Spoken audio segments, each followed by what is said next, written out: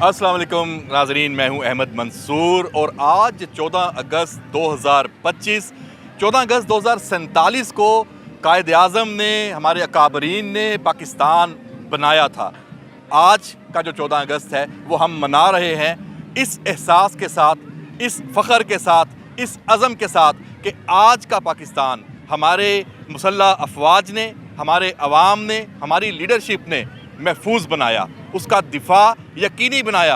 और आज के 14 अगस्त से चंद माह पहले 10 मई को जो मार्का हक बरपा हुआ, जो पाकिस्तान ने दुनिया को दिखाया, दुश्मन को ज़ेर किया, भारत को शिकस्त दी, उस मार्का हक का जो जश्न है वो इस 14 अगस्त के साथ, आज़ादी के जश्न के साथ हम मना रहे हैं। और ये मैं इस वक्त परेड ग्राउंड शक्करपड़ियाँ का जो इस्लामाबाद का है वहाँ मौजूद हूँ।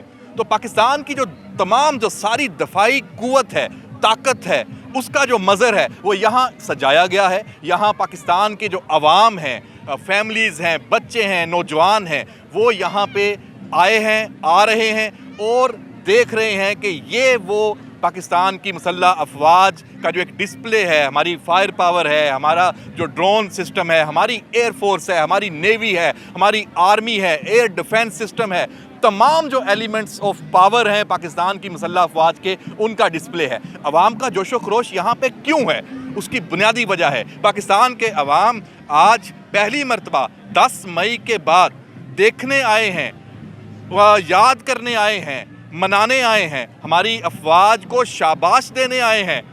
क्यों ना हो, पाकिस्तान का वकार बुलंद हुआ। आज हम एक ऐसी कौम के तौर पर उभर कर दुनिया के नक्शे पर हैं कि जिसकी जो लीडरशिप है वो पाकिस्तान की फील्ड मार्शल सैयद आसम मुनीर, वज़ीर आज़म शहबाज शरीफ, मुसल्लह अफवाज की जो क़यादत है, हमारे जवान हैं, हमारे सिपाही हैं, उन्होंने दुनिया में अपना नाम बनाया।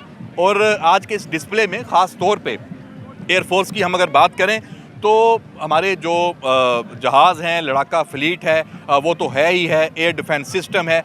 हमारी टेक्नोलॉजी ने, हमारे अज़म ने मात दी थी 10 मई को मार्का हक में और ऑपरेशन बुनियानु मरसूस में। हम यहाँ पे ये भी देख रहे हैं कि हमारी अफवाज और अवाम का जो ये ताल्लुक़ है, ये ऐसा अटूट जो रिश्ता है, इसको कोई भी साजिश नाकाम नहीं बना सकती।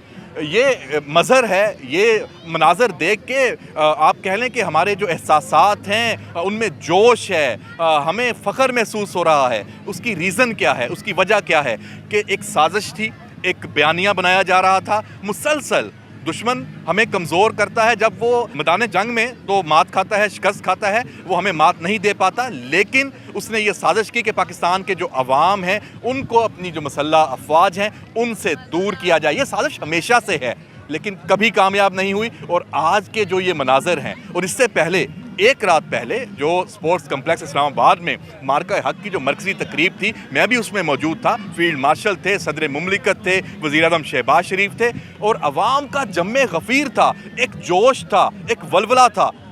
तो ये चीज़ दुनिया को दिखाने के लिए, और उसमें फिर जो तकरीर शहबाज शरीफ ने की, उसने बताया कि इस वक्त पाकिस्तान का जो मुकाम है जो नेट रीजनल स्टेबलाइज़र का, वो दुनिया उसको मान रही है। अमेरिका के सदर ट्रंप हमारे फील्ड मार्शल के साथ जो उनकी मुलाकात, उसके बाद फिर 2 विज़िट्स हुए हैं पाकिस्तान की लीडरशिप के, वो ये बताते हैं कि पाकिस्तान इस वक्त रेलिवेंट है और इंडिया उसको दुनिया में कहीं कोई पजीराई नहीं है। उसकी आप देख लें कि दूरियां अमेरिका से भी बढ़ रही हैं और बाकी ममालिक से भी। और नरेंद्र मोदी जहां पे उसको हजीमत मैदान जंग में उठानी पड़ी है, सफारती महाज में भी उठानी पड़ी है। और जैसे मैंने पहले कहा कि पाकिस्तान के जो अवाम और मुसल्लह अफवाज का रिश्ता इस 14 अगस्त को और मजबूत हुआ है। ये पाकिस्तान में उन जो कुव्वतें हैं, शरारती कुव्वतें, साजिशी कुव्वतें, उनके लिए भी मैसेज है, उनके लिए भी पैगाम है कि यहाँ से अब उन्हें कुछ नहीं मिलने वाला।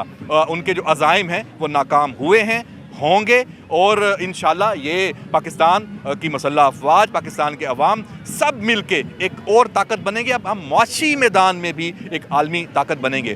दिफाई मैदान की आखिर में हम एक बात कर लें, मार्का बुनियानु मरसूस की कि इंडिया को याद करना तो बार बार बहुत ज़रूरी है। वो इसलिए भी ज़रूरी है कि ये वो तारीख़ रकम हुई है कि जो एयरफोर्स की तारीख़ में और किसी भी मुल्क की जो लीडरशिप है, अस्करी क़यादत, उसके जो डिसीजन मेकिंग है, उसमें भी इसका बहुत बड़ा रोल है कि जो थ्रेशहोल्ड एटॉमिक सुपर पावर का, वो किस तरह उसको इम्प्लीमेंट करना है, दुनिया को कैसे बावर कराना है, सफारती महाज पे कैसे मामलात को एंगेज करना है। तो यहाँ पे इंडिया के 6-0 की बात होती है कि 6 तैयारे उनके गिराए। इतने बुखला गए हैं, इतने बुखला गए हैं कि 3 माह बाद अब उनको ख्वाब में नज़र आता है कि उन्होंने पाकिस्तान के 6 तैयारे गिराए थे। अच्छा, इसमें अब दुनिया उनका मजाक उड़ा रही है कि भाई, उनका एयर चीफ ये कह रहा है कि भाई कैसे एयर चीफ हो कि हमारी ये फ़ज़ाइया का पीछे स्टाल मौजूद है, जो कहा, जो बताया वो हुआ, वो फैक्ट है, और वहाँ से जो बताया जाता है वो झूठ और फेक न्यूज़, और उस पर दुनिया उनका मजाक उड़ाती है कि भाई ये जहाज़ है, इनकी गिनती कर लें। हमने उन्हें चैलेंज किया है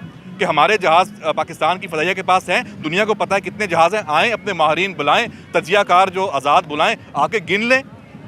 आपके भी गिन लेते हैं, आपके तो 6 कम होंगे, राफेल भी नहीं होगा, उसमें सुखोई 30 जो है वो भी नहीं होगा, SU-30, और आपका एक मिग 2000 है वो भी नहीं होगा, S-400 की बैटरी भी तबाह की है वो भी नहीं मिलेगी। और आपके जो जो मकबूजा कश्मीर में बटालियन हेडक्वार्टर है, ब्रिगेड हेडक्वार्टर है, वहाँ जो टारगेट किया गया है, और ब्राह्मूस जो मिसाइल का आपका ज़ख़ीरा है उसको तबाह किया गया है, ये फैक्ट्स हैं, ये दुनिया जानती है। आपकी ड्रोन स्ट्राइक्स, आपके साथ इसराइल मौजूद था, उसकी टेक्नोलॉजी, हैरोप ड्रोन पाकिस्तान के तूलो अर्ज़ में जहाँ जहाँ आए गिराए गए। फिर पाकिस्तान के ड्रोन्स आपके जो दिल्ली की फ़ज़ाओं में भी सबने देखे।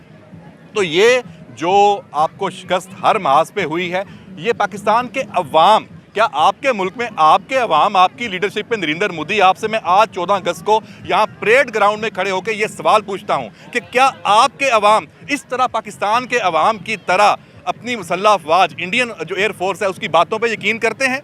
बिल्कुल नहीं।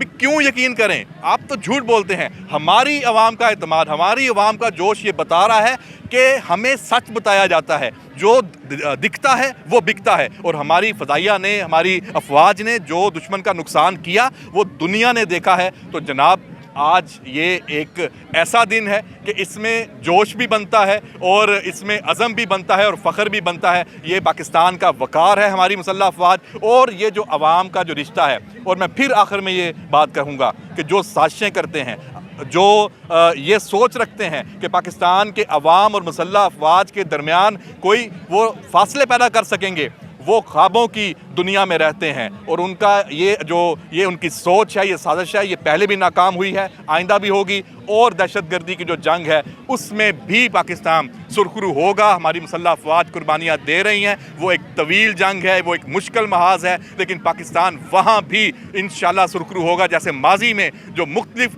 जो तंजीमें थी। और गठजोड़ में पीछे कौन है? यही इंडिया है। जो सामने आया वहाँ तो आपका मुकाबला नहीं कर सका, वहाँ तो उसको हर तरह से शिकस्त खानी पड़ी है। तो अब वो ये प्रॉक्सीज़ के ज़रिए, फितनाउल हिंदुस्तान के ज़रिए, फितनाउल खारिज के ज़रिए, बलूचिस्तान में, खैबर पख्तूनख्वा में वो ये काम करना चाहता है। यहाँ भी उसको नाकामी हो रही है और होगी, और दुनिया भी पाकिस्तान के साथ है। जैसे अमेरिका ने ये कह दिया कि जो BLA है वो दहशतगर्द है, जो उसकी मजीद ब्रिगेड है वो दहशतगर्द है, तो पाकिस्तान का जो मौक़िफ़ अब दुनिया मान रही है, पाकिस्तान के इस 14 अगस्त आज़ादी के दिन और मार्का हक के जश्न के दिन हम आखिर में यही कहेंगे कि पाकिस्तान हमेशा जिंदाबाद।